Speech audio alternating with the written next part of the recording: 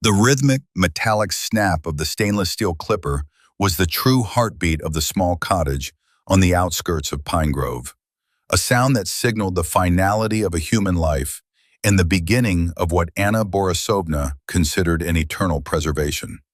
In the heavy, suffocating silence of her kitchen, illuminated only by the sickly yellow glow of a single 40-watt bulb, the 72-year-old woman sat with the posture of a saint, her spine perfectly straight and her silver hair gathered into a neat, severe bun. Before her on the lace tablecloth lay the latest harvest, 10 translucent and slightly curved plates of keratin that she had just removed from the cooling fingers of Marina, the 19-year-old girl who had delivered the mail with such a bright, unsuspecting smile only 4 hours earlier. Anna studied the trophies through her thick spectacles, noting the subtle ridges and the natural pale pink hue of the lunula, feeling a deep sense of satisfaction that these delicate artifacts would no longer be subjected to the indignities of manual labor or the inevitable decay of the grave. To the world outside her heavy oak door, she was the grandmother of the village, the woman who knew every medicinal herb and every neighbor's birthday. But in the privacy of her home, she was a curator of a silent museum, a collector who understood that the only part of a person truly worth keeping was the part that did not rot. The village of Pine Grove was a place where time seemed to have folded in on itself, a cluster of wooden houses surrounded by a forest so dense and ancient that the sunlight struggled to reach the mossy ground, even in the height of July. On the morning of the 16th of May, 2024, the air was thick with the scent of damp earth and blooming lilacs, but a different kind of heaviness had settled over the community as the news of Marina's disappearance began to spread. Anna Borisovna was among the first to arrive at the girl's family home, carrying a freshly baked loaf of rye bread and a thermos of chamomile tea, her eyes moist with a well-practiced sympathy that shielded the cold calculation beneath. She sat in the cramped living room, holding the hand of Marina's mother, whispering platitudes about the mysterious ways of Providence, while her mind drifted back to the cellar where Marina's body lay hidden beneath a layer of quicklime and floral-scented sawdust. It was a delicate dance she had performed dozens of times over the last 38 years, a performance that required her to be the pillar of a community she was slowly and methodically dismantling, one fingernail at a time. As the search parties organized themselves into rows to comb through the surrounding woods, Anna returned to her garden, where she spent the afternoon tending to her peonies with a pair of shears that were kept as sharp as a surgeon's scalpel. She watched the men and women of the village disappear into the tree line, calling out Marina's name with voices that grew increasingly desperate, and she felt a flicker of amused contempt for their futility. They were looking for a person, but Anna knew that Marina, as they knew her, no longer existed. She had been reduced to a set of data points in a leather-bound journal and 10 beautiful specimens in a velvet-lined box. The grandmother's garden was a masterpiece of horticultural deception, with vibrant flowers blooming over soil that had been enriched by the hidden remains of those who had once walked these same paths, their stories buried beneath the roots of roses and the shadows of birch trees. For Anna, there was no guilt, only a sense of aesthetic duty, as if she were a gardener pruning a wild hedge to ensure that only the most perfect elements were allowed to survive in her private sanctuary. The arrival of Detective Viktor Volkov on the 22nd of June brought a new and unwelcome energy to Pine Grove, a sharp contrast to the slow and predictable rhythms of village life.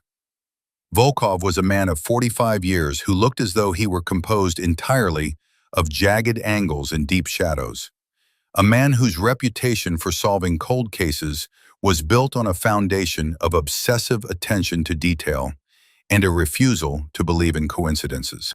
He established a temporary office in the local police station, a small room that soon became plastered with photographs of the 17 women who had vanished in the region since the late 1980s. As he sat beneath the buzzing fluorescent lights, he traced a finger over the map, noting how the disappearances formed a loose circle around the village, a geographic pattern that suggested a predator who was not a traveler, but a permanent fixture of the landscape. His migraine, a constant companion since he had started the investigation, throbbed with a renewed intensity as he realized that the key to the mystery was likely hidden in plain sight, masked by the very normalcy that made Pine Grove seem so peaceful. Volkov's first encounter with Anna Borisovna occurred on a Tuesday afternoon when he stopped at her gate to ask for a glass of water, a simple request that was actually a calculated attempt to observe the woman who lived at the very edge of the forest. She greeted him with a warmth that was almost disarming, her voice a soft and melodic rasp that reminded him of his own grandmother. Yet there was something in the way she looked at his hands that made the hair on his neck stand up. As she handed him a chill glass of kvass, her fingers brushed against his, and he noticed that her grip was surprisingly firm for a woman of her age, her skin as tough and dry as parchment. He thanked her and made a comment about the beauty of her garden, but as he turned to leave, his eyes caught a glimpse of something white and flat resting on the windowsill of the kitchen. It looked like a small piece of shell, or perhaps a fragment of bone, and though he could not be sure from that distance, the image of it burned into his mind like a brand, a tiny anomaly in a world of perfect order. Back at the station, Volkov began to dig into the history of the cottage and its inhabitant, uncovering a trail of quiet tragedies that had been forgotten by most of the villagers. Anna had been a surgical nurse during the Soviet era, a woman trained in the precise arts of incision and sterilization, a profession that had granted her both the knowledge and the tools to perform her grisly hobby with professional efficiency. Her husband had disappeared in 1991, a casualty of the chaotic transition that had swallowed many men of his generation, or so the official record stated. But Volkov began to wonder if the man's departure had been less of a flight and more of a harvest. He spent his nights reading through old medical journals and psychiatric profiles of serial offenders, looking for a precedent for a collector of nail plates, and the more he read, the more he realized that he was dealing with a unique form of fetishism. Most killers sought power or sexual gratification, but this predator seemed to be driven by a desire for a very specific type of permanence, a biological preservation that required the victim to be alive for the most important part of the process. The investigation took a darker turn on the 5th of July when a local boy, playing near the stream that ran behind Anna's property, found a rusted metal container that had been washed out of the embankment by a recent thunderstorm. Inside the box, wrapped in oilcloth, were 3 sets of fingernails, each meticulously labeled with a date and a set of initials that matched 3 of the names on Volkov's wall of the missing. The detective felt a surge of adrenaline that temporarily drowned out his headache as he realized he finally had the physical evidence he needed to bridge the gap between suspicion and certainty. He knew that if he moved too quickly, he might lose the chance to find the rest of the victims. So he spent 48 hours observing the cottage from the tree line, watching as Anna moved through her daily routines with the calm grace of a woman who had nothing to fear. She spent hours in her cellar, the chimney of her house occasionally emitting a thin trail of sweet-smelling smoke that Volkov now recognized as the scent of burning hair and clothing. On the morning of the 9th of July, a fleet of black police vehicles tore through the quiet streets of Pine Grove, shattering the morning peace as they descended upon the cottage at the end of the road. Volkov was the first one through the door, his weapon drawn, but he found no resistance, no screams, and no attempts to flee. Anna Borisovna was sitting in her favorite armchair, her hands busy with a pair of knitting needles that clicked together with the same rhythmic precision as her clippers, a half-finished woolen scarf draped over her lap. She looked up at the armed men with an expression of mild curiosity, as if they were nothing more than unexpected guests who had arrived a bit too early for tea. When Volkov showed her the rusted box and the labels, She did not flinch or deny anything. She simply sighed a long and weary sound that seemed to carry the weight of all the years she had spent in silence. She told the detective that she had been expecting him and that she was glad it was a man with such well-kept hands who had finally come to see her collection, a comment that made Volkov instinctively clench his fists. The descent into the cellar was a descent into a specialized form of hell, a space that was part laboratory and part shrine, where the air was so saturated with the smell of chemicals and old copper that it felt like a physical weight on the lungs. The walls were lined with wooden shelves, and on those shelves sat hundreds of small glass vials, each containing 10 fingernail plates suspended in a clear preservative fluid that allowed them to catch the light like precious gems. Volkov felt a sense of profound nausea as he counted the vials, realizing that the number far exceeded the 17 disappearances he had been investigating, revealing a scope of slaughter that was almost impossible to comprehend.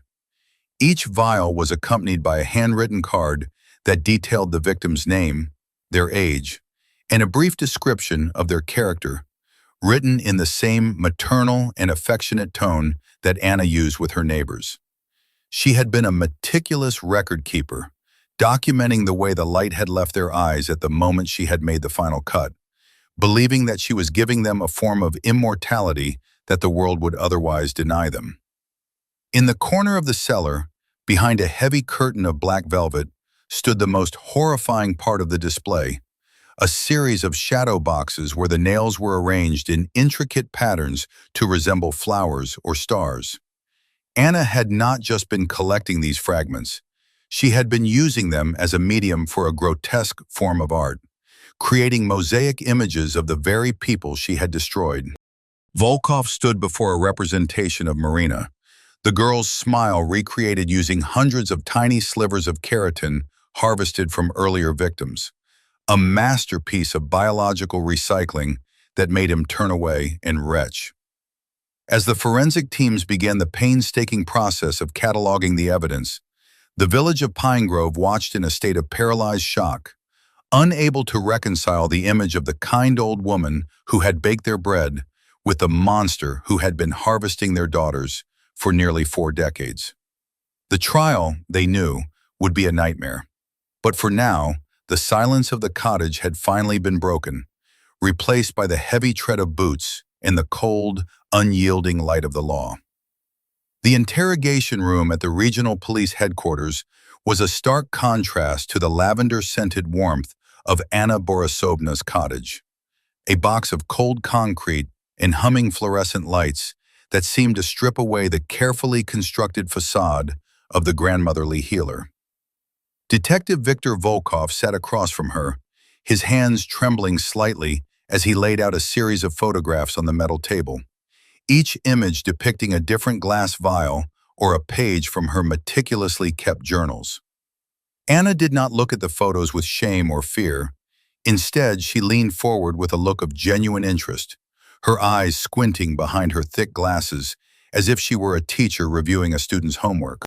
She pointed to a photograph of a vial labeled June 12, 1996, and remarked in a soft, conversational tone that the girl in question had possessed the most remarkable natural arch to her nails she had ever seen, a gift of nature that the girl had wasted by biting them down to the quick in her final hours.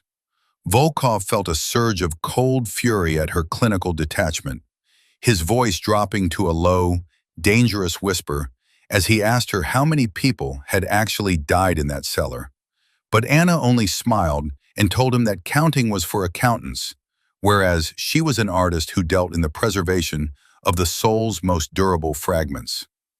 During the second week of questioning, Anna began to reveal the origins of her obsession, taking Volkov back to the late 1960s when she was a young surgical nurse in a military hospital during the height of the Soviet era. She spoke of the soldiers who came to her with shattered limbs and ruined bodies, men who were being discarded by the state because they were no longer functional machines of war. She noticed that while their skin tore like paper and their bones snapped like dry kindling, Their fingernails remained remarkably resilient, often the only part of them that did not seem to succumb to the rot of the trenches or the heat of the operating theater. She told Volkov that she performed her first extraction on a dying lieutenant who had no family and no future, a man whose hands were the only beautiful thing about him. And as she held those 10 small plates of keratin in her palm, she felt a profound sense of purpose. She realized then that humans were temporary, but their armor, the hard shields they grew at the ends of their fingers, could be made permanent if handled with the proper surgical care and the right chemical preservatives. The investigation into the cottage basement continued to yield horrors that redefined the boundaries of forensic science, as the team discovered a false wall behind the main shelving unit that led to a smaller, more private chamber. In this room, Anna had kept her most prized possessions, including the mummified hands of her late husband, whom she had allegedly murdered in the winter of 1991 after he had discovered her secret collection in a moment of drunken curiosity. Volkov visited the morgue to see the remains, and he was struck by the fact that the hands had been stripped of their nails with such precision that the nail beds appeared as smooth as polished marble, a testament to Anna's surgical skill and her absolute lack of empathy. It became clear that for Anna, the act of killing was merely a necessary inconvenience, a messy prelude to the clean and orderly task of harvesting and cataloging. She viewed herself as a savior who rescued beauty from the inevitable decay of death, and she spoke of her victims not as people who had been robbed of their lives, but as donors who had contributed to a grand, eternal gallery of human biology. As the news of the discovery saturated the national media, the village of Pine Grove fell into a state of collective psychological collapse, with families realizing that the woman who had nursed their children through fevers was the same woman who had likely murdered their sisters and cousins. The local bakery was shuttered, the parks stood empty, and the air of the village felt tainted by the knowledge that they had all shared meals and whispered secrets with a predator of such chilling longevity. Volkov found himself unable to sleep, his mind constantly replaying the tapes of his interviews with Anna, searching for a crack in her resolve or a hint of genuine human emotion. He became obsessed with the way she looked at his own hands during their sessions, her eyes tracing the lines of his knuckles and the shape of his cuticles with a predatory hunger that made him want to hide his fingers under the table. She once told him that his nails were thick and healthy, indicating a strong constitution, and she remarked with a chilling maternalism that it was a pity he spent so much time typing when his hands were clearly meant for more enduring work. The forensic accountants and historians working on the case began to piece together the financial trail of Anna's life, discovering that she had spent thousands of rubles over the decades on high-grade formaldehyde, surgical instruments, and rare velvet fabrics for her display boxes. She had lived a life of extreme frugality, skipping meals and wearing the same coat for 20 years, all to fund the secret museum that she believed would be her legacy to the world. On the 24th of August, Volkov presented her with a map of the forest where they had found more shallow graves, and for the first time, Anna showed a flash of irritation, complaining that the police were disturbing the resting places of people who had finally found peace. She argued that the bodies were irrelevant, that they were nothing more than the discarded husks of the beauty she had preserved in her vials, and she accused the detective of having a narrow, materialistic view of existence. To her, the physical body was a prison, and by removing the nails, she was freeing a piece of the person to live on forever in a state of perfect, unaging grace. As the date of the preliminary hearing approached in September of 2024, the prosecution struggled to keep the public's rage from boiling over into vigilante violence, as mobs gathered outside the courthouse with signs calling for the grandmother's execution. Inside the prison, Anna remained a model inmate, spending her days reading classic literature and keeping her cell in a state of immaculate cleanliness that disturbed the guards. She requested only one thing from her legal counsel: a high-quality hand cream and a set of emery boards, a request that was granted in the hopes that it would keep her cooperative for the upcoming testimony. Volkov visited her one last time before the trial began, finding her buffing her own nails with a slow, rhythmic motion that echoed the sound of the clippers he had heard in the cottage. He asked her if she had any regrets, any moment where the humanity of her victims had made her hesitate, and she looked up at him with a gaze that was as clear and cold as a frozen lake. She told him that she only regretted the ones she had missed, the women whose hands had been destroyed by accidents or illness before she could reach them, and she smiled a thin, bloodless smile that made Volkov realize that he was not looking at a person, but at a biological machine that had been perfecting its function for over half a century. The first day of the trial in October was a media circus of unprecedented proportions, with journalists from across the globe descending on the small regional courthouse to witness the unveiling of the grandmother's secret world. The prosecution opened with a display of the shadow boxes found in the hidden room, showing the jury the intricate mosaics Anna had created from thousands of individual nail plates, an art form so macabre that several members of the jury were forced to look away. The witness stand was a procession of grieving parents and siblings, each one a testament to the decades of silent agony Anna had inflicted on the region. Yet through it all, she sat in her glass enclosure with the same serene, bored expression. She seemed more interested in the wood grain of the defendant's table than in the testimony of the people whose lives she had shattered, occasionally leaning forward to adjust her glasses or to check the alignment of her own sleeves. It was a masterclass in sociopathic indifference, a performance that left the observers feeling as though they were watching a creature from another species who operated under a set of moral laws that were entirely alien to human understanding. As the proceedings reached their midpoint, Volkov took the stand to testify about the journals and the meticulous records Anna had kept, reading aloud entries that described the final moments of women who had gone missing before he was even born. He read about a young woman named Elena in 1984, whose nails were painted a deep crimson for a date she would never attend, and a woman named Olga in 2002, who had fought so hard that Anna had to use a double dose of belladonna to keep her still. The courtroom was filled with the sound of muffled sobs as the details of the extractions were laid bare. The cold, clinical language of the journals stripping away any lingering doubt about the calculated nature of the crimes.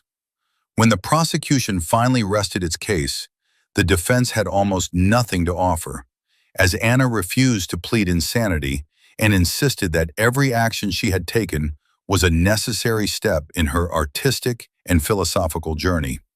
She wanted the world to see what she had done, not as a series of murders, but as a singular, monumental achievement of preservation that would outlast everyone in the room. The final act of the trial focused on the psychological evaluation of Anna Borisovna, as a team of experts attempted to explain how a woman could maintain such a horrific double life for nearly 40 years without showing a single crack in her psychological armor. They spoke of a profound detachment from reality, a form of narcissism that allowed her to see herself as a godlike figure with the power to grant a twisted form of immortality to those she deemed worthy.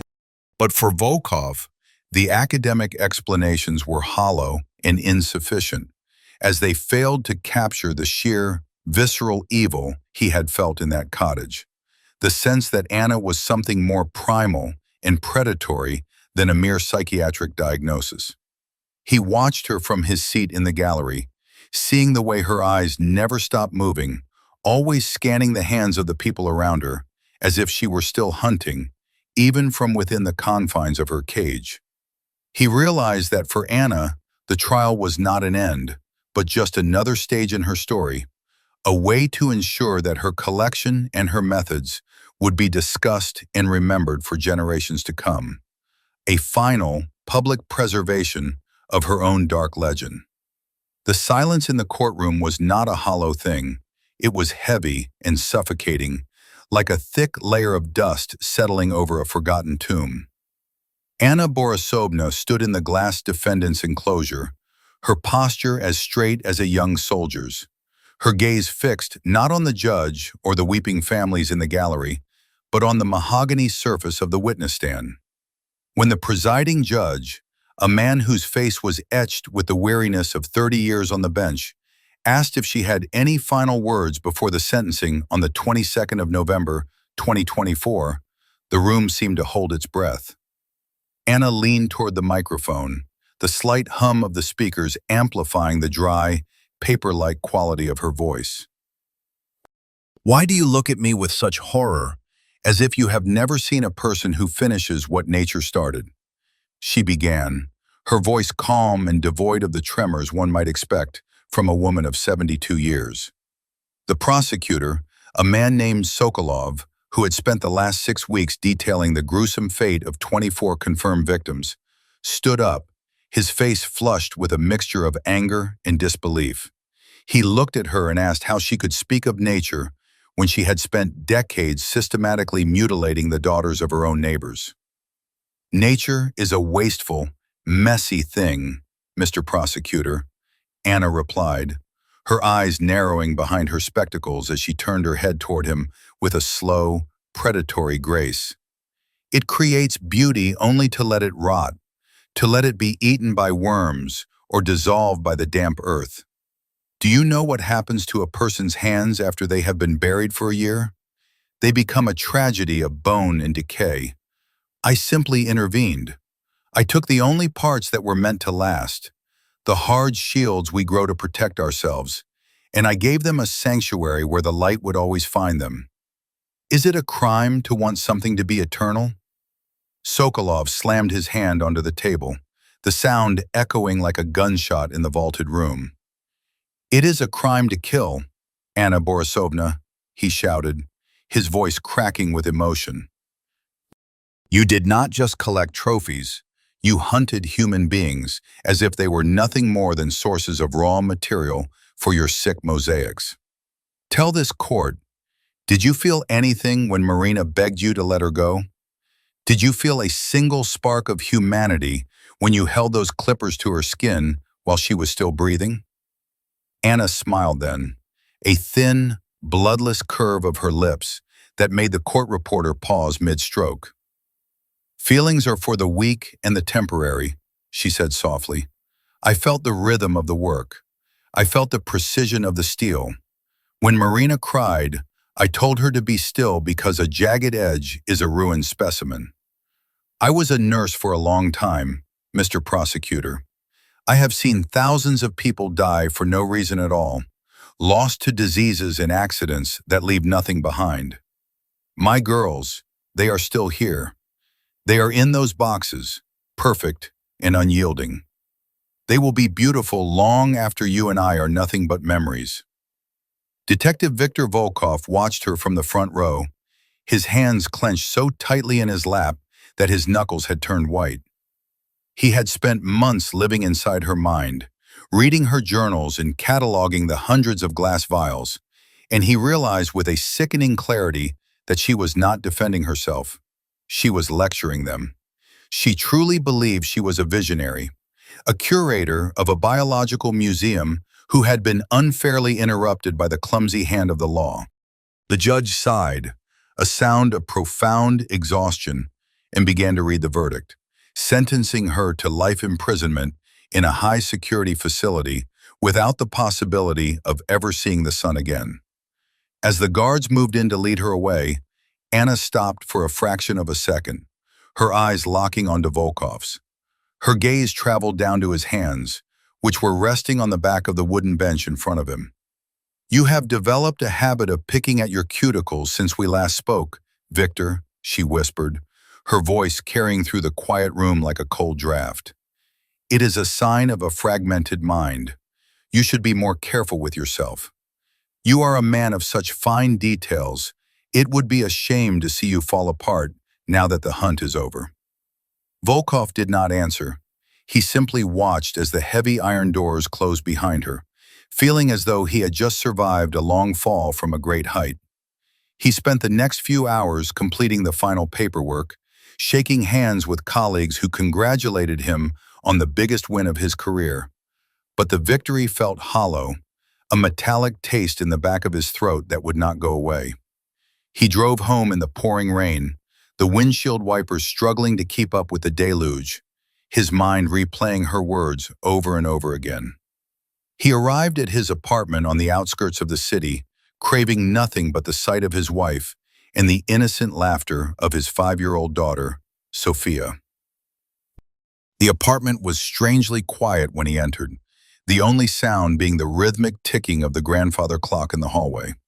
His wife, Elena, met him at the door, her face pale and her eyes wide with a concern that made Volkov's heart begin to race. "Victor, something is wrong with Sophia," she whispered, clutching his arm with trembling fingers. "She has not come out of her room for 3 hours, and she won't not let me in. She says she's working on a surprise for you, a gift to celebrate the end of the trial." Volkov felt a coldness settle in his stomach, a premonition of disaster that he tried to push aside. He walked down the hallway to the nursery, his boots heavy on the hardwood floor, and knocked softly on the door. "Sophia, it's Daddy," he said, his voice straining to remain steady. "Can I come in, Princess? I want to see what you're working on." There was a long pause, and then the sound of a key turning in the lock. The door opened just a few inches, revealing the small, serious face of his daughter, her blonde hair caught in the soft light of her bedside lamp. "You have to promise not to be mad, Papa," she said, her voice a perfect mimicry of the calm, clinical tone he had heard in the courtroom just hours before. The nice lady who used to sit on the bench near the playground, the one with the silver hair and the smell of lavender, she told me that I had a special talent. She said that you were very busy with your work because you were trying to find things that were lost, but that I could help you by keeping the things we already have. Volkov pushed the door open, his breath hitching in his chest as he stepped into the room. On Sophia's small desk, where she usually drew pictures of cats and suns, sat a silver jewelry box that he had never seen before. Next to the box was a set of professional surgical clippers, their steel blades reflecting the light with a cruel, cold brilliance. Sophia walked over to the desk and opened the lid of the box, her movements slow and deliberate, as if she were performing a sacred ritual. "Look, Papa," she said, pointing to the inside of the box. "I started with the dolls, but their hands are just plastic. They do not have the same soul. So I decided to use the things that are real." She reached into the box and pulled out a small, translucent plate of keratin, a fingernail that was far too small to belong to an adult. Volkov felt the world begin to tilt on its axis as he looked at his daughter's hands, noticing for the first time that her fingertips were wrapped in white lace ribbons, small spots of red beginning to bloom through the fabric. "I wanted to be like the lady," Sophia whispered, her eyes shining with a terrifying, vacant light. "She told me that if I saved them now, we would never have to worry about growing old or going away. She said that a collection is a way of staying together forever. I did mine first, Papa, to show you that I'm brave. And tomorrow, maybe we can help Mommy too, so she can be beautiful forever, just like us." Volkov fell to his knees, a strangled cry escaping his throat, as he realized the true extent of Anna Borisovna's malice. She had not been satisfied with the victims she had already taken. She had reached out from her cottage and planted a seed of her own madness in the heart of his family, grooming his child in the brief, unsupervised moments at the park that he had overlooked. He looked at the silver clippers and then at the serene, smiling face of his daughter, realizing that the grandmother was not locked away in a cell at all. She had found a new vessel, a new curator for her silent museum, and as the realization washed over him like a wave of ice water, he heard the ghost of Anna's voice whispering in his ear, telling him that some things, once harvested, can never be returned to the living. The screams that tore from Viktor Volkov's throat as he gathered his daughter into his arms were not those of a detective, but of a man watching his entire universe collapse into a singularity of blood and silver. He ignored the jewelry box, ignored the clippers, and carried Sophia into the living room where Elena stood paralyzed, her hands pressed against her mouth as she stared at the white lace ribbons now turning a deep, saturated crimson. The drive to the emergency room was a blurred nightmare of rain-slicked pavement and screaming sirens, with Victor's mind racing back to the transcripts of the trial, searching for any mention of a playground, any mention of a secret meeting he had missed. As the doctors took Sophia away, her face still unnervingly calm, a nurse approached Victor to clean the blood from his own shirt, but he pushed her away, his eyes fixed on the swinging double doors of the surgical wing. He realized then that Anna Borisovna's greatest crime was not the deaths of 24 women, but the meticulous planting of a psychic parasite that was now eating his daughter from the inside out. 48 hours later, after Sophia had been stabilized and placed under heavy sedation in the psychiatric ward, Volkov stood before the steel-reinforced gates of the maximum security prison where Anna Borisovna was being held, pending her transfer to a permanent facility. He had used every ounce of his remaining influence to secure a private meeting, ignoring the warnings of his superiors who claimed he was too emotionally compromised to be within 10 feet of the woman. When he entered the visiting room, he found her sitting behind a thick pane of plexiglass, her silver hair perfectly coiffed, and her hands resting delicately on the table as if she were waiting for a formal dinner to begin. She looked at him with a glimmer of genuine warmth in her eyes, a look that made Volkov want to shatter the glass and wrap his hands around her throat until the light finally left her eyes. "You look tired, Victor," she said, her voice carrying through the intercom with a chilling, melodic clarity that seemed to vibrate in his very marrow. A father's love is a heavy burden, is it not? Especially when he realizes that he has been looking for monsters in the forest while the true gardener was tending to the flowers in his own home. Volkov leaned in close to the glass, his voice a ragged whisper that was barely audible over the hum of the ventilation system. "How did you do it, Anna? We watched you 24 hours a day for months. When did you get to her? When did you poison a 5-year-old girl with your filth?" Anna laughed, a soft, dry sound that reminded him of the rustling of the nail plates in her jars. "Oh, Victor, you are a man of the law, which means you are a man of physical boundaries. You think that because I was in a cottage or a cell, I was trapped. But ideas are not like people. They do not need a key to pass through a door.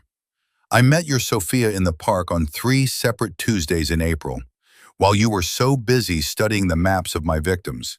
I did not need much time.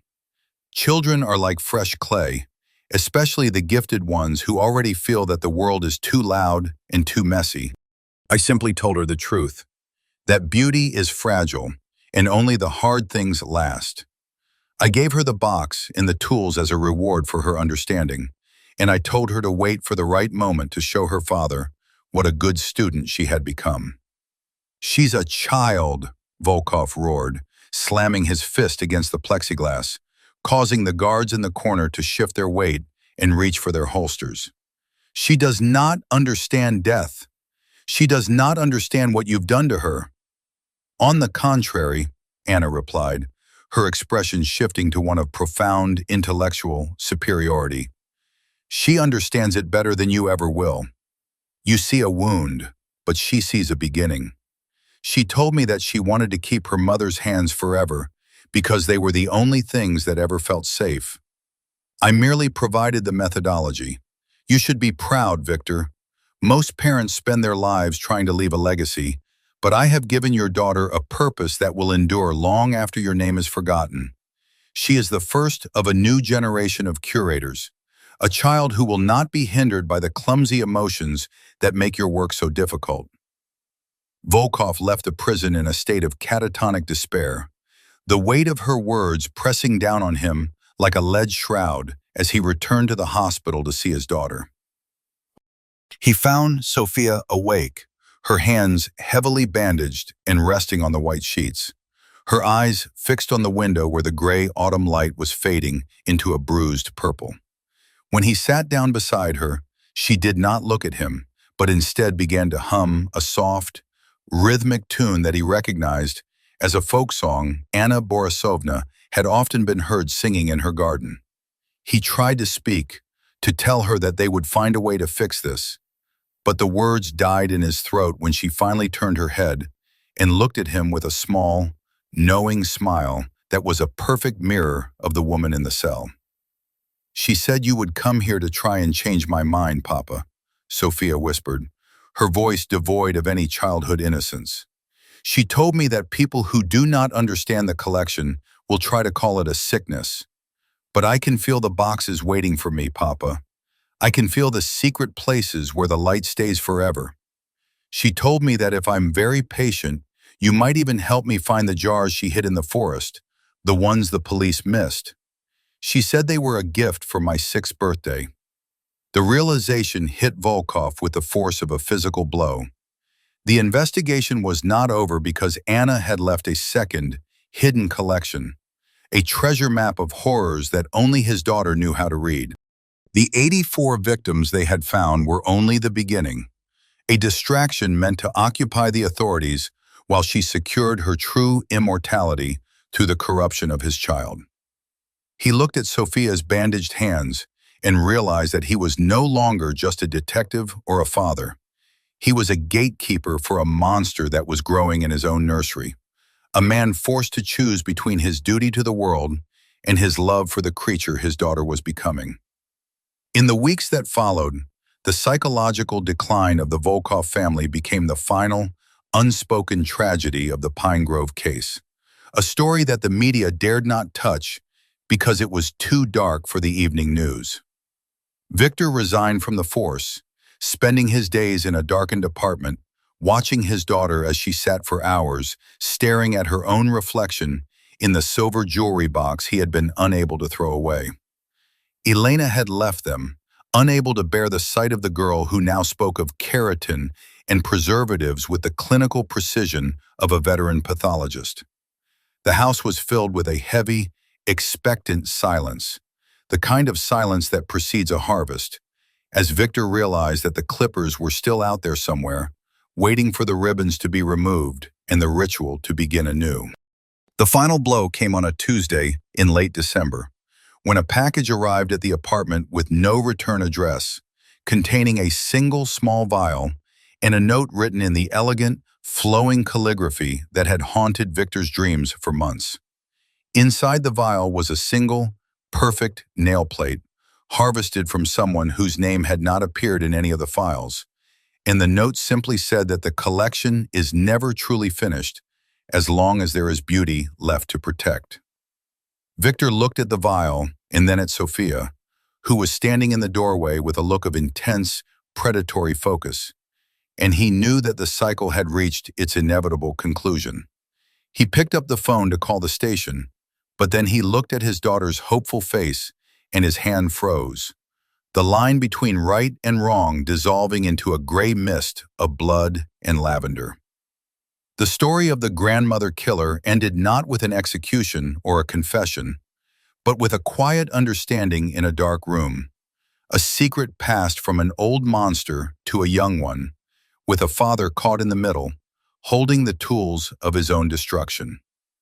As the snow began to fall outside, covering the tracks of the past and the secrets of the forest, the only sound in the apartment was the soft, rhythmic click of steel against steel, a sound that signaled the start of a new, even more terrifying chapter that the world would never be ready to read. Model Thinking Thoughts. Expand to view Model Thoughts, Chevron, right. The winter of 2024 arrived with a cruelty that seemed to mirror the coldness, radiating from the apartment where Viktor Volkov now lived in a state of self-imposed exile. The windows were frosted over with intricate patterns of ice that Sofia pointed to, claiming they looked like the skeletal remains of the hands Anna Borisovna had described in her journals. Elena had finally left on the 12th of December, unable to stay in a home where the air was thick with the unsaid and the terrifyingly explicit. The final argument had been quiet, a devastating exchange of whispers in the kitchen while Sofia sat in the next room, meticulously polishing a set of buttons with an emery board. Elena had told Viktor that he was no longer a detective, but a jailer of a ghost, and that by refusing to commit Sofia to a high-security psychiatric facility, he was merely feeding the monster that had already consumed their peace. Viktor had watched her pack her bags, his tongue feeling like a heavy, leaden weight in his mouth, unable to find the words to explain that he could not let his daughter go because he was the only one who understood the language of her new, fractured reality. When the door had clicked shut behind his wife, Viktor had walked into the nursery and found Sofia standing by the window, her bandaged hands pressed against the glass. She did not turn around when he entered, but her voice was as clear as a bell in the silent room. She told him that the silver-haired lady had said this would happen, that the people who lived in the world of shadows would always be afraid of those who knew how to find the light in the bones. Viktor felt a shiver of pure, unadulterated fear crawl up his spine, a sensation he had thought he was immune to after years of working the most violent beats in the city. He realized then that the indoctrination was not just a series of stories, but a complete restructuring of the child's moral compass, a transplant of evil that was now rejecting the healthy tissue of her childhood. He sat on the floor and asked her about the gift Anna had mentioned in the note, the one hidden in the forest, and Sofia's eyes had lit up with a feverish intensity that made his heart ache with a profound sense of loss. They drove to Pine Grove on the 24th of December, the landscape a monochromatic blur of gray sky and white snow that seemed to stretch on into eternity. The village was a ghost of its former self, with many of the residents having fled the infamy of the grandmother killer, leaving behind boarded-up windows and gardens choked with dead weeds. Viktor led his daughter toward the birch forest, his hand gripping hers so tightly that he feared he might bruise her skin. But Sofia walked with a confidence that suggested she had memorized every tree and every stone in her dreams. She led him away from the path, deep into a ravine where the snow was waist-deep and the wind howled through the branches like a chorus of the damned. They reached a hollowed-out stump of an ancient oak tree, and Sofia pointed to a flat stone buried beneath the ice, telling him that this was where the treasures were kept safe from the eyes of the ignorant. Viktor dug into the frozen earth with his bare hands, the cold biting into his skin until he could no longer feel his fingers. But he did not stop until he hit something hard and metallic. He pulled a heavy, lead-lined chest from the ground, the lid sealed with wax and engraved with the initials A.B. When he forced it open, he did not find the gold or the secrets he had half expected, but rather a final, ultimate collection of 112 glass jars, each one smaller than a thumb. Inside these jars were the fingernails of infants and toddlers, a collection so horrific in its implications that Viktor fell back into the snow, gasping for air as the true scale of Anna's depravity finally became clear. She had not just been killing women, she had been harvesting the very beginning of life for decades, creating a hidden library of potential that she had decided to pass on to Sofia as a dowry for her new life as a curator. The horror deepened when Viktor began to read the dates on the jars, realizing that some of them preceded Anna's arrival in Pine Grove, suggesting that her work had begun in the orphanages where she had served as a young nurse. But the final jar, tucked into a velvet pocket in the corner of the chest, bore a date that made the blood freeze in Viktor's veins, the 8th of July, 1979. It was his own birth date. He opened the jar with trembling hands and saw 10 tiny, translucent slivers of keratin, the fingernails of a newborn. A note tucked beneath the jar explained that Anna had been the head nurse on the night of his birth, and that she had taken his nails as a way of ensuring that their destinies would always be intertwined. She had watched him grow from a distance, watching him become a detective, and eventually guiding him toward her so that he could bring her the one thing she lacked, a successor of her own bloodline. The revelation that he was not just her hunter, but her greatest project, shattered the last remnants of Victor's sanity. He looked at Sophia, who was now holding one of the small jars with a look of maternal tenderness, and he realized that the choice he had been struggling with was an illusion. There was no saving her, because they were both part of a design that had been set in motion 45 years ago in a dimly lit hospital ward. The grandmother had not been a stranger who had invaded their lives. She was the architect of their very existence, a dark creator who had curated their path until they were exactly where she wanted them to be. Victor looked at the jars and then at the silent, frozen forest, feeling a strange and terrifying sense of peace wash over him, the same peace he had seen on Anna's face during the trial. He did not call the police. He did not destroy the chest. Instead, he helped Sophia pack the jars back into the lead-lined box and carried it to the car, his movements slow and methodical. They returned to the apartment, and that night, for the first time in months, Victor slept without a headache.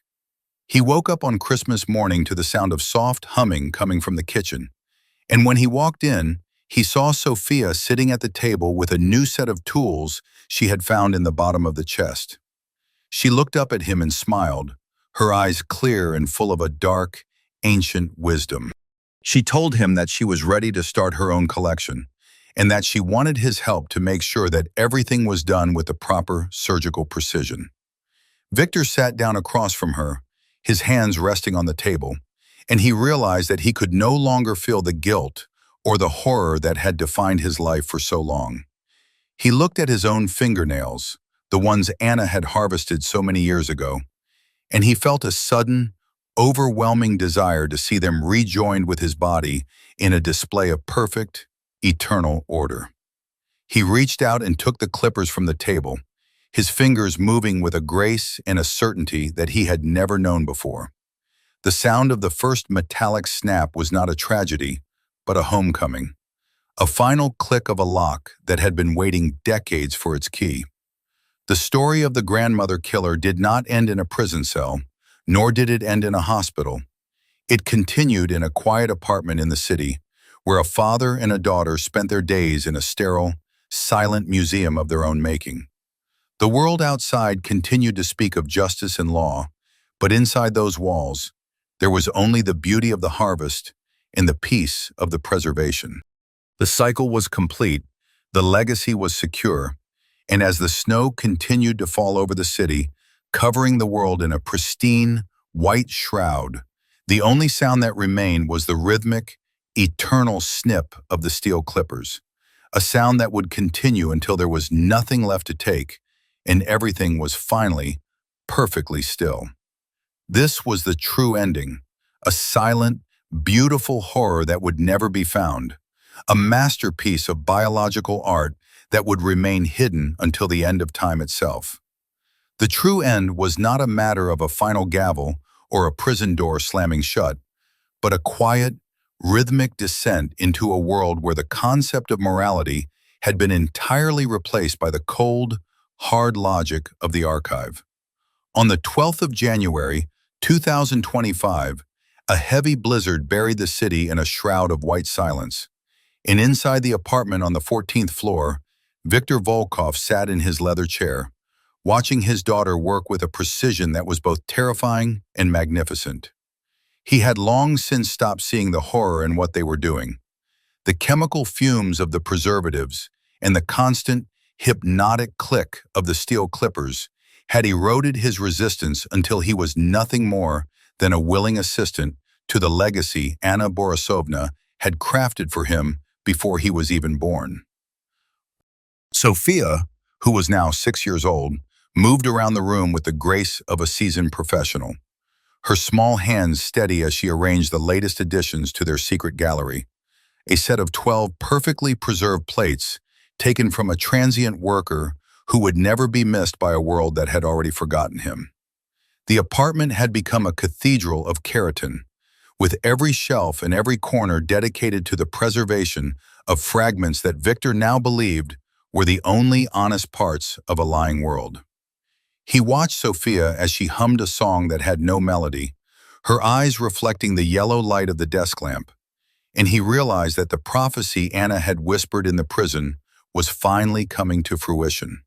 They were no longer a father and daughter.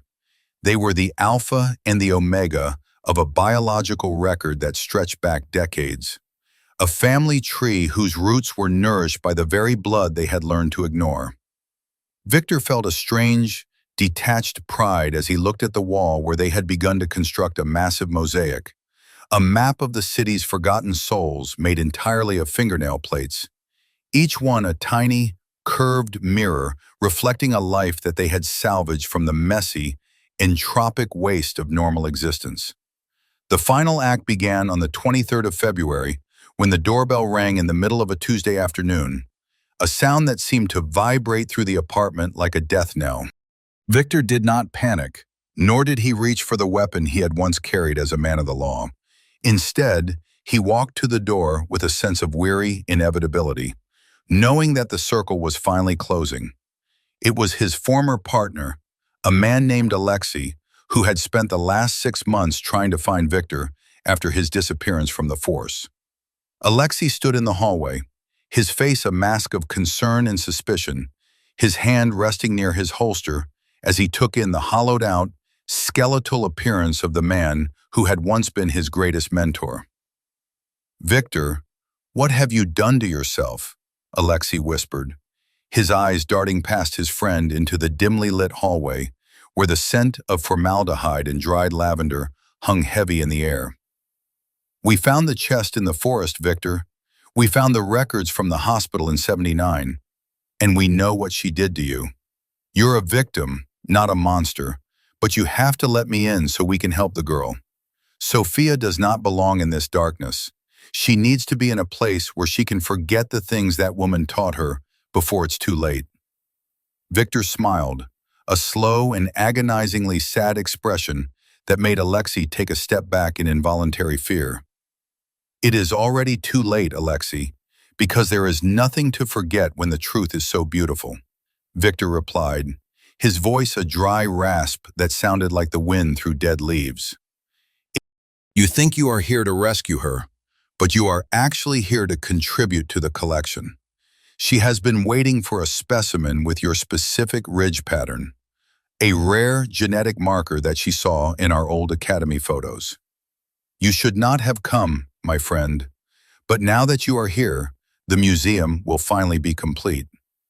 Before Alexei could react, a small, lithe shadow moved from behind the door with a speed that was impossible for a child, a flash of silver steel catching the light as Sophia struck with the clinical accuracy she had practiced on her dolls and her father. The struggle was short and silent, a choreographed violence that ended with Alexei falling to the floor, his eyes wide with the same realization that had shattered Victor months before. As he lay there, his life's blood staining the expensive rug, Sophia knelt beside him with her clippers ready, her face illuminated by a joy that was purely, vibrantly inhuman. She looked up at her father and told him that the silver-haired lady would be so proud, and that they would finally have the centerpiece for the great mosaic they had been building since the winter began. The police breached the apartment 3 hours later, led by a tactical team that expected to find a hostage situation or a murder-suicide. But what they found was something far more disturbing.